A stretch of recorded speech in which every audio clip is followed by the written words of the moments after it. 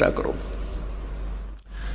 इसलिए हम इस माया की दौड़ धूप में जो 99% समय व्यर्थ करते हैं। 99 का अर्थ है कि जैसे दिन में जोड़ तोड़ गया, सपने फिर उसे आवेंगे, रात को भी वही टाइम वेस्ट हो रहा है।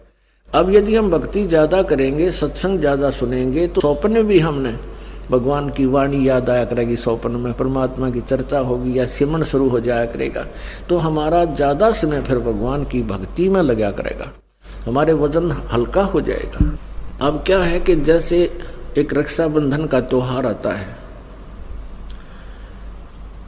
रक्षाबंधन के त्योहार पर बहनें अपने घर जाती हैं, अपने भाइयों के राखी बांध गाती हैं। किस लिए बांधती हैं?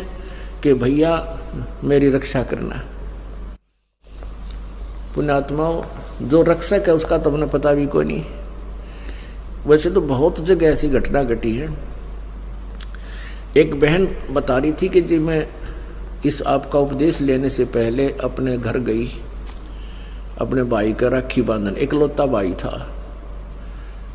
और वो क्या हुआ कि मैं घर पहुंची, 1 घंटे के बाद पता चला कि भाई दुर्घटना में मर गया। अब वो राखी रुखी तब भूल गई, टक्कर मारने द्वारा के। पुण्यात्माओं, हम यही प्रार्थना करते हैं कि हमने सारे उल्टे विपरीत रास्ते अपना लिए। अब जो हमारी भी रक्षा करे, बहन की भी रक्षा करे, भाई की भी रक्षा करे, क्यों ना हम उस परमात्मा का राखी बांध जा, यानी उसकी शरण में आ जाए, उसका उपदेश ले लें। तो उस लड़की को ज्ञान हुआ, वह नाम लेगी तो औरों को भी समझाती है कि बेकती गुरुजी जो कहे सच्ची बात है।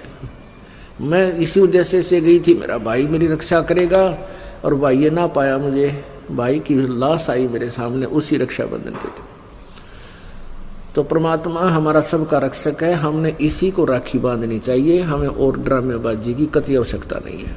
हमारा जो त्योहार है ये सत्संग है, समागम हमारा त्योहार है, और ये महीने में 2-2 बार होता है, 3-3 दिन का होता है।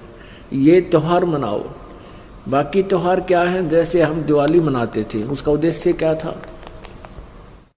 कि श्री रामचंद्र जी सीता जी को, रावण को मारकर घर ले आए, खुशी मनाई। और जब सीता गर्भवती निकाल दी करते, वो दुख ना मनाते तुम? जब सीता जी गर्भवती थी, घर से निकाल दी, वो जब वह सीता सारा जीवन बाहर जंगल में ऋषि के आश्रम में व्यतीत किया, उसके बाद तुमने दुख ना मनाया।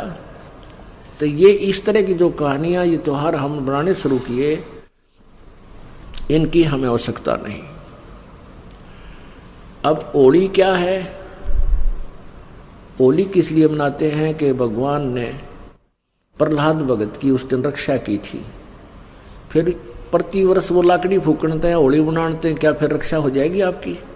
परमात्मा रक्षा ऐसे ही करेगा जैसे प्रहलाद भगत ने भगवान की भक्ति और सच्चे दिल से की थी। पिता भी मना करे था या भक्ति छोड़ दे, लेकिन अंश ने छोड़ी नहीं कि पिताजी आप गलत कह रहे हो, मार्ग यही सही है, परमात्मा ही हमारा दुख निवारण कर सकता है। इसी बात पे पिता पुत्र की बात बिगड़ गई, लेकिन प्रहलाद भक्त बीज था, उल्टा नहीं हटा और अंत में विजयी हुआ। ऐसे ही आप जी ने ये भक्ति मार्ग मिल गया जो प्रहलाद के पास था, वो आपको मिल गई भक्ति।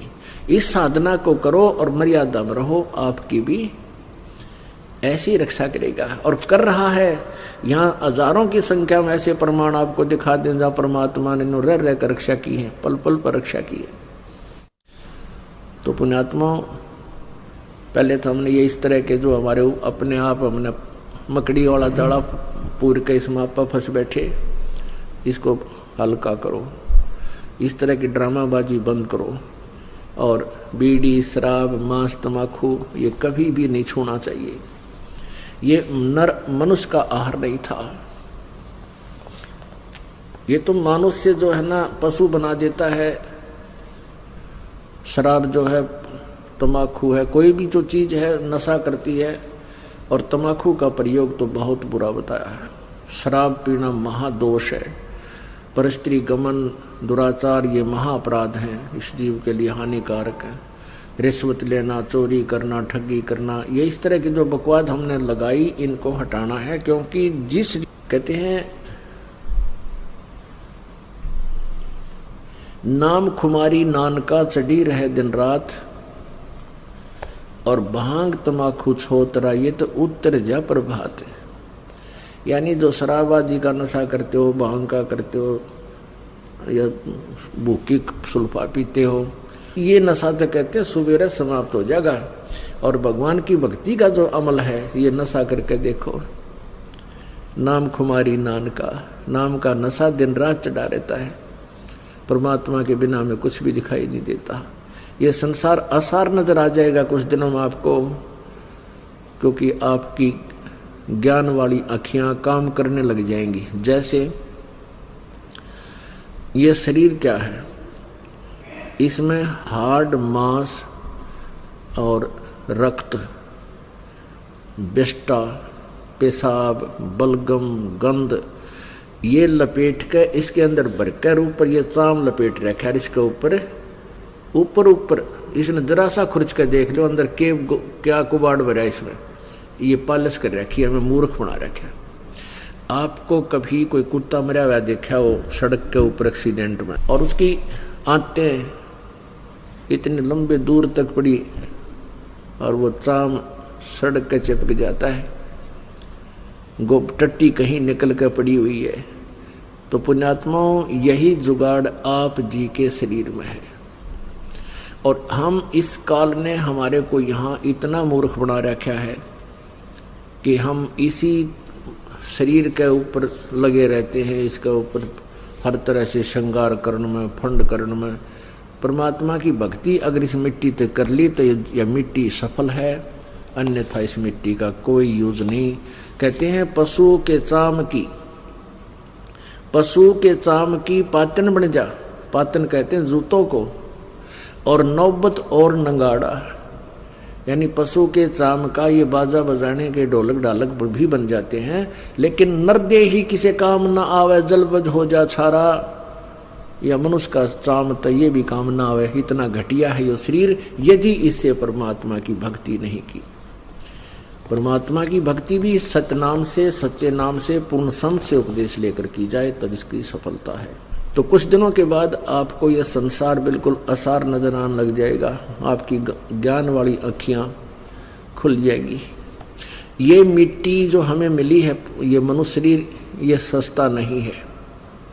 यदि इससे भक्ति की जाती है तो ये बहुत काम की चीज है। इसका एक श्वास कितना कीमती है। कबीर साहब कहते हैं, कहता हूँ कई जात हूँ और कहूँ बजा कर ढोल, और सांस जो खाली जात है तीन लोग का। संत रामपाल जी महाराज के आशीर्वाद से पूरे विश्व में 500 से ज़्यादा नामदान दीक्षा केंद्र खोले जा चुके हैं।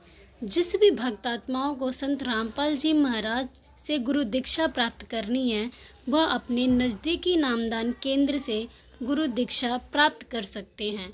नामदान केंद्र की जानकारी के लिए इन नंबर पर संपर्क करें 8222880541।